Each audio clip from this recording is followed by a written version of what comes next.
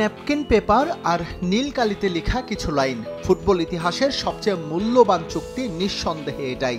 অর্থের মূল্য মানে এটা হয়তো ছিল না $মিলিয়ন ট্রান্সফার, তবে 2000-এর 14 ডিসেম্বর ফুটবল ক্লাব বার্সেলোনার এই চুক্তির মধ্য দিয়েই সর্বকালের সেরা ফুটবলার হওয়ার পথ চলা শুরু করেন লিওনেল মেসি।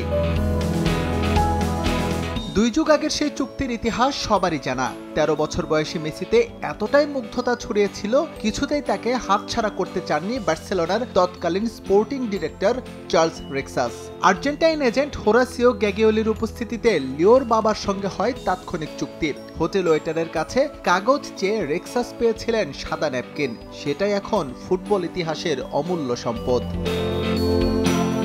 বার্সেলোনা এবং লিওনেল মেসির এই চুক্তিপত্র এতদিন যত্ন করে রেখেছিলেন গ্যাগিওলি।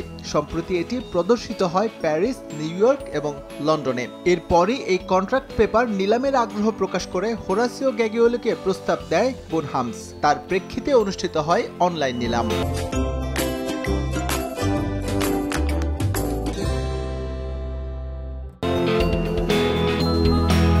অকশনে এই ন্যাপকিন পেপারের ভিত্তিমূল্য ধরা হয়েছিল $3 লাখ। ধারণা করা হয়েছিল এটা বিক্রি হতে পারে $6.5 লাখ কাছাকাছি দামে। তবে সব ধারণা বদলে দিয়ে লিওনেল মেসি এবং বার্সেলোনার মধ্যকার ঐতিহাসিক এই চুক্তিপত্র বিক্রি হয় $9,65,000, বাংলাদেশি মুদ্রায়, যা প্রায় 11,50 লাখ টাকার কাছাকাছি।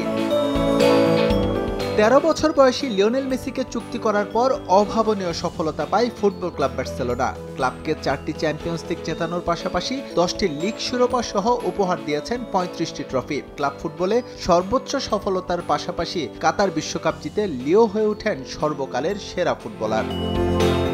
এস এম ইকবাল, সময় সংবাদ।